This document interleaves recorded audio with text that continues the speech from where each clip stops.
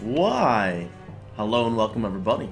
It is Pohx again. So today we're gonna go ahead and kind of do like a little overview. I haven't looked too much at this, but Lifting Nerd Bro got to tease release 3 new jewels, which kind of all go together. They're called the kind of like the Grand Spectrum Conjunction.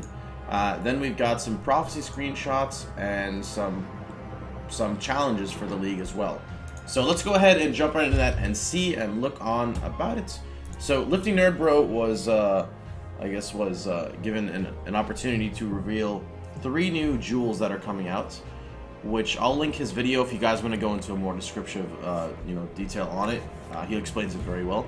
You have the Grand Spectrum, which is gained 75 armor per Grand Spectrum, not per Crimson, just in general. Meaning if you put a Grand Spectrum Cobalt in, you still gain the benefit for armor on this jewel. And these stack infinitely. You can have as many of them as you want. So now my math totally could be wrong here because I'm not really using a calculator or my head. I'm just kind of looking at it. 6% increased elemental damage per Grand Spectrum, meaning if you have 10 Grand Spectrum Viridian jewels, 6 times 10 is 60 times 10 again would be 600%. So if you have 10 Grand Spectrum Viridian jewels, you have 600% increased elemental damage. These are kind of interesting. I can't really see too much of a use of these two, actually. So, like, the Grand Spectrum Cobalt, I could understand in a certain support build. There's, like, the Mana Guardian support character, which it could be very niche in.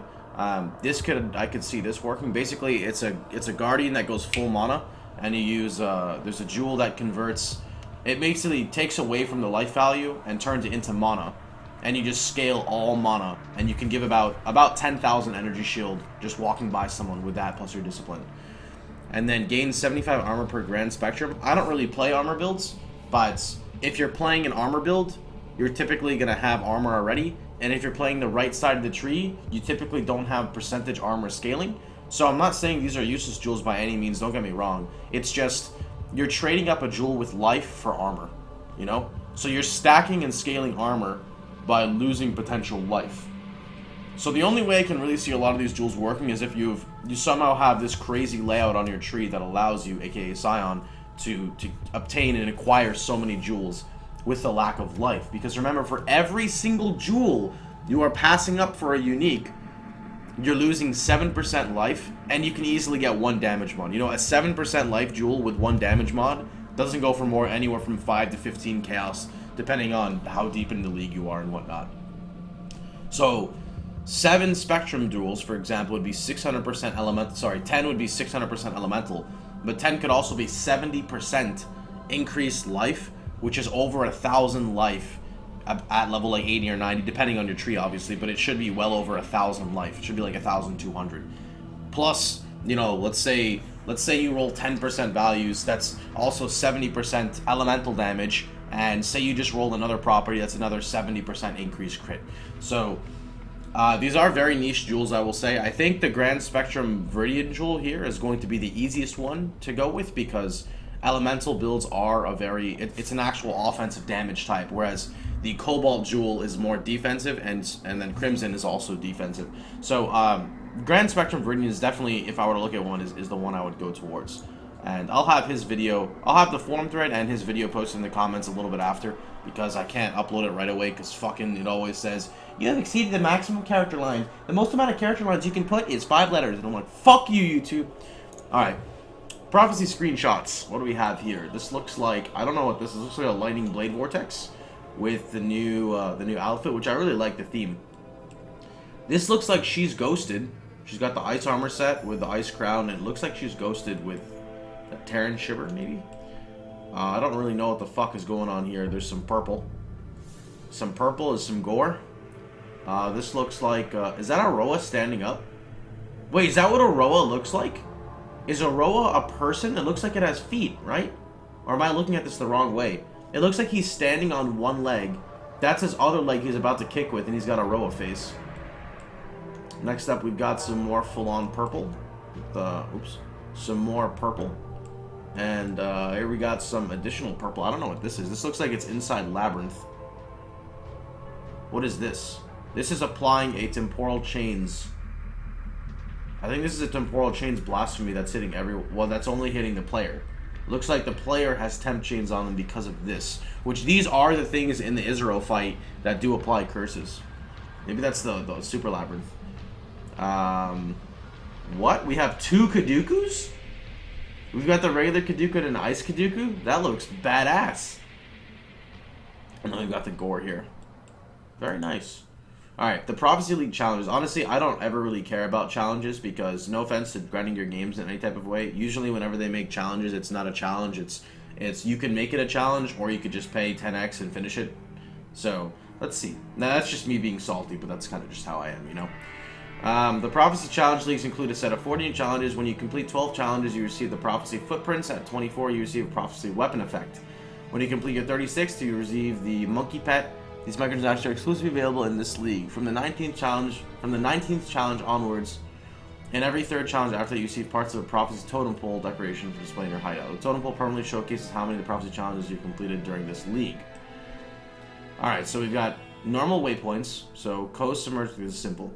Kill these Act 2 uniques. These are also easy. These are just random uniques hidden around the place. Kill 50 monsters bearing silver. This can't be that hard. Fulfill a prophecy. That can't be that hard. Complete one of these encounters. Kill a rogue exile. Alright, that's easy. Kill these normal act bosses. Easy. Create a hideout. Easy.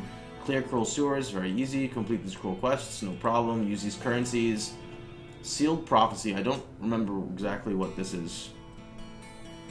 This is something with... I know this is something with a new league. Everything else is easy. It's not even exalted on there. Complete these encounters too. Fully clear Corrupted Vaultsider. Kill a monster possessed by a Tormented Warlord. Kill a Rogue Exile. Mastercraft any item. Oh, okay. Kill Cruel Act bosses. Clear Merciless Dried Lake. Fulfill a Prophecy Chain. Complete it each stage of a Prophecy Chain. You will lose your progress in a chain if you seal one of its prophecies away. Okay, that's kind of cool. It's a little unique. I remember they were going over the Prophecy Chain, how it goes from 1 to 2 to 3 to 4. And that's how you get to the ultimate fight at the end. Kill Merciless Rares, nothing hard. Fulfill these Prophecy Types 1, can't really speak on this. Kill 25 Vol bosses. That's not bad. Alright, currency from Venom Recipes, Cardo, Chaos, Chromatic, okay, this is no problem. Level a gem to 20, that's not too bad. Open a unique strongbox. Open one of the following 6 strongboxes. I don't remember if this counts for running Oba's Cursed Sanctum or whatever it's called. Fully upgrade your hideout. That's not too bad. That's a level 7 master, right? Kill Israel and Merciless. You need that for your Ascendancy anyway. Complete a prophecy to each of the following. Okay. Kill these Beyond Demons. Oh. This is cool. I like this one. I like this one because Beyond always pops up in maps, so it wants you to kill 5 of the 6, so basically kill everybody but Abixoff. Identify 50 unique items, that's very easy.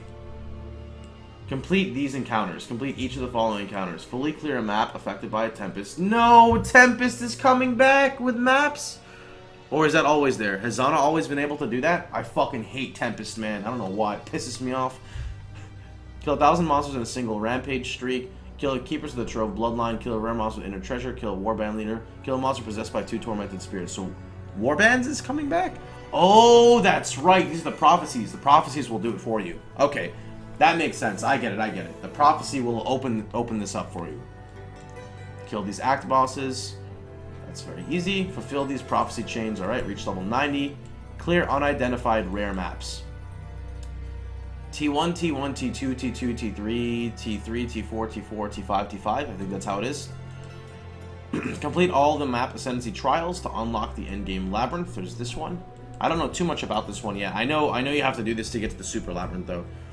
Kill these map bosses. Kill each of the following ones. I don't remember all these. I know who Adziri is. Pirate Lord is that like a Fairglaze? Glace? I don't know who that is. I don't remember all these guys. I know who Oak is, obviously. Kill Argus in the endgame labyrinth. Argus. Oh, in the endgame one. He might be pissed off. So, funny story. Merciless Argus. So, like, Merciless Labyrinth Argus hits harder than the Chateau Argus. So, I'm scared to know how hard this Argus hits. Defeat the Pale Council. To the Pale Court? I don't know what this is at all. Redeem Divination card sets. Alright. Brittle Emperor, that sucks. Well, then he gets 7 of 12, so it's okay. Clear twin maps from 1 to 15. That was fun. Get maps from map bosses. Complete 300 map boss encounters that result in at least one map being dropped by the boss. Excuse me? I think that is an awful challenge because fucking bosses don't even drop maps. It's so RNG. Complete 300 map boss encounters that result in at least one map being dropped by the boss. I don't like that one at all. Like, I think it's a cool concept, except for the fact that it's like, a map boss has like a 2% chance of fucking dropping a map anyway. Maybe it's like a 5 or 10% chance. I don't know the actual number, numeric value. Of course, it changes based off the rules, but... Complete a Master's Mission, 0 out of 200. That's not too bad. Kill all members of a Bloodline pack. That's not too hard. Open any strongbox, touch any shrine. The shrine one could be pretty annoying. These three, definitely. I'm pretty sure the shrine one sucks ass, but we'll see. Clear maps with 8 mods from tier 1 to tier 15. That's pretty cool. Complete the 2 endgame grinds. Kill 2 of these 4 unique bosses in the follower number. So... Huh. That's interesting. So, 100 at Ziri runs does not take that long. I did over 100 at Ziri runs on my other character before, and that was not that bad.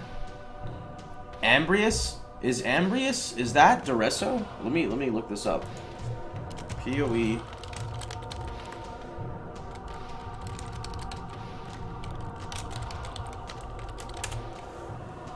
Yeah, okay, so that's not bad. That's 20 Coliseum bosses and 100 at Ziri runs. That's probably what I would go for. I don't know how the Izero and Endgame Labyrinth is, but these two don't really seem too bad, to be honest.